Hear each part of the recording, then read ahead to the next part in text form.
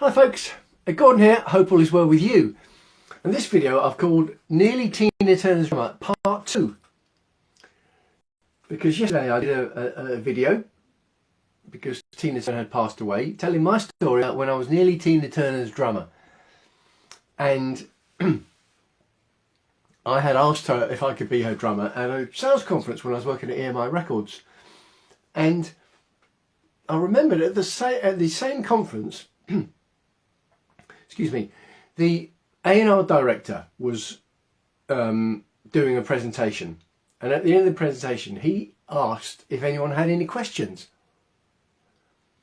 And as I said in yesterday's video, I was in a bit of a mood at the time of sort of doing anything I wanted to, so I put my hand up and he said, "Yes, Gordon." So I stood up and I said, "Do any of our acts that you've mentioned need a drummer?" Again, I can't believe I did this. And everyone went like this and look round at me, and I could suddenly feel hundreds of people staring at me, and I thought, I've made a mistake. Shouldn't have done that. So I sat back down and he said, "I'll get back to you," and carried on. And that was that. And then there was the Tina Turner question that I asked as well. And as I say, I didn't get sacked. I might have done, but I didn't get sacked for that. And then here's the part 2 that I said I was going to talk about later. I got a phone call. I was at work, and they said it's the management for Diesel Park West. Now, Diesel Park West were a band signed to EMI from Leicestershire. They were jingly jangly guitar pop, I would call them. The Byrds, or sort of love West Coast 60s sort of West Coast sound. Quite nice. And they said, Diesel Park West management, we understand you're a drummer. And I thought, it must have been someone winding me up. I said, yeah, that's right. So obviously me asking those questions hadn't gone unnoticed. And they said, "Well, look, why don't you come down to the studio? Do you fancy coming down to the studio and going through a couple of songs with us?" And I thought, yeah, okay, still think it was a bit of a wind-up. And they said, "Okay, well, there'll be a taxi outside for you in half an hour." Why? Taxi outside for me in half an hour? Now, I was working. This was the middle of a working day. Now, I do remember it was a Wednesday. Time-wise, I think this was about 1990. So over 30 years ago. So, I mean, parts of my memory are a bit vague. I remember the fundamentals, but I think it was a Wednesday, because Wednesday was the quietest day of the week in the music business. A lot of the managers were out in the field doing their bits and bobs around the country, so it was quiet in the office. My job was quiet on that day, so I knew that I had time to take an extended lunch break. So I say they had an album out with EMI at the moment, and I knew 2 of the songs because they'd been released as singles, got to about the 50s or 60s in the charts, nothing spectacular. I thought, Christ, I better have a listen. So I put the record on. This was vinyl in these days still. I mean, CD was on its way, still vinyl, and had fancy hi-fi systems in all the offices. Obviously, this was the music business. So I put the album on, listened to the 2 songs that I knew had come out of singles that I partly knew anyway, had to listen to a couple of other tracks, and then I got a phone call that the taxi was outside. So I didn't know where it's going to take me. I got into the taxi, and it drove me somewhere. EMI's offices at the time were basically behind Selfridges off Oxford Street. So a few minutes in a taxi, turned up at a studio. When he said, "I'm here to see Diesel Park West." "Oh yeah, through there." Got sent into one of the rehearsal studios, and the band were there, Diesel Park West. I mean, I hadn't met them because they were on one of the labels under the EMI Records umbrella. So I hadn't met them, and they said, "What songs do you want to do?" And I said, let's just do some rock and roll." So we did, I think we did a Rolling Stones song. And then I think I suggested an AC/DC song. So we did those, and they said, let's do a couple of our songs. I thought, right, here we go. This could go one way or t'other. So we did the 2 songs that had come out as singles. And then they started into a 3rd song. I didn't know what the song was. It was a sort of jingly, had a jingly jangly start to it, because their sound was jingly jangly guitar sound. So I started drumming along, and it was going really well. We were getting a nice groove going on, and they were looking at each other and smiling, looking at me and smiling, and I was smiling back. It was great. And they seemed to be smiling a lot, really enjoying themselves, having a bit of a laugh. Good. Thought, this is good. And he had a great voice. Sounded as good live in the studio. It sounded the same as he did on the record, which is always impressive. A nice soaring, sort of lilting voice. Really good fun. I enjoyed it. So they said, yeah, thanks very much. Great. And we'll be in touch.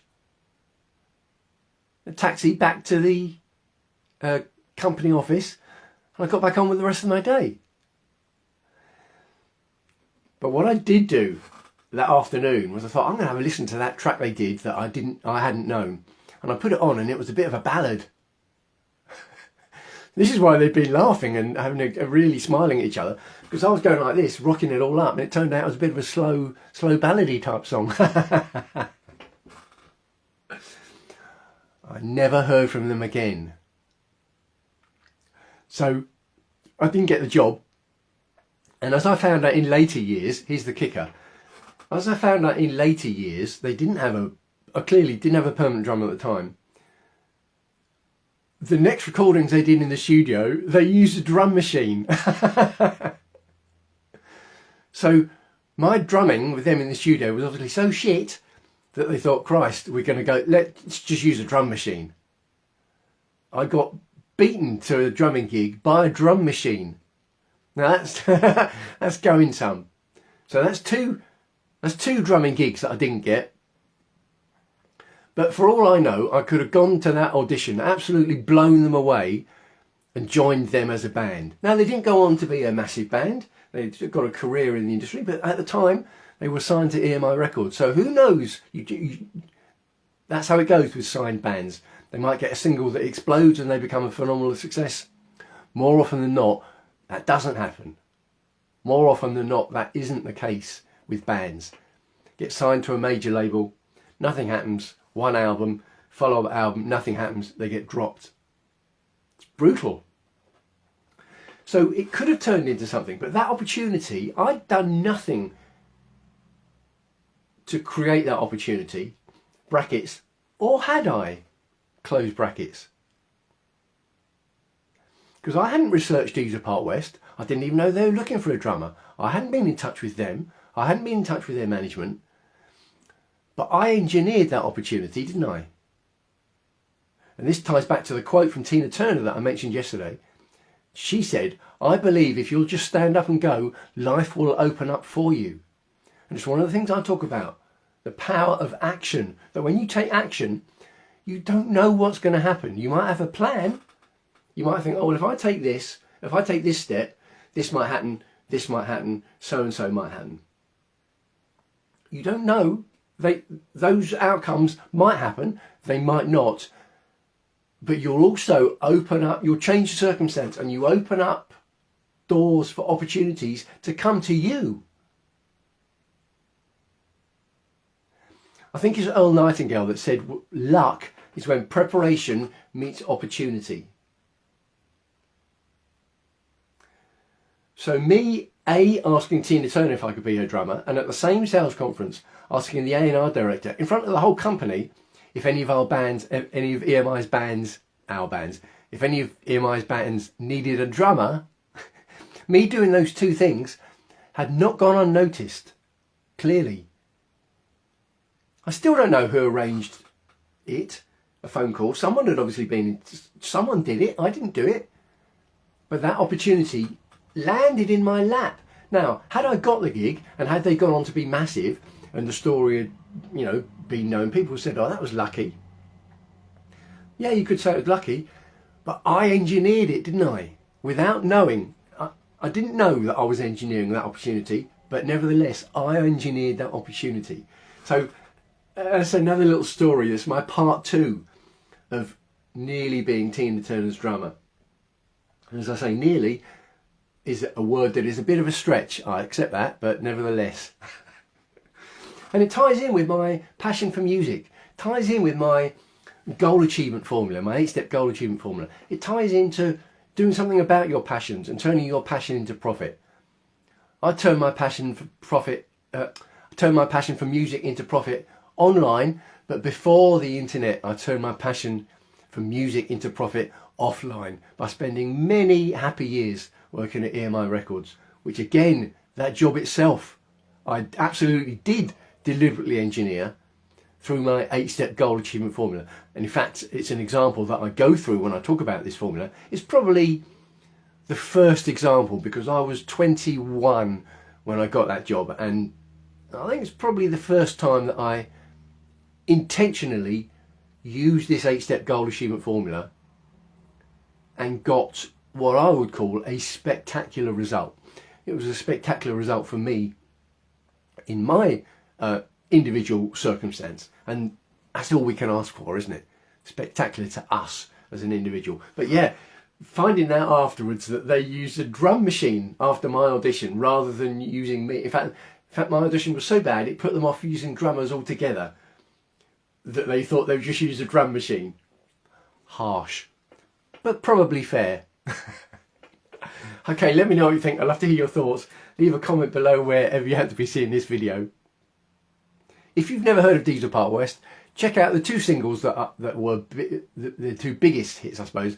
One was called All the Myths on Sunday, and the other one was called Like Princes Do. So if you check out either of those on YouTube or the Spotify, All the Myths on Sunday, Like Princes Do, from Diesel Part West, and imagine me drumming along in the background. Wishing you as ever health and happiness. I'll speak to you again soon.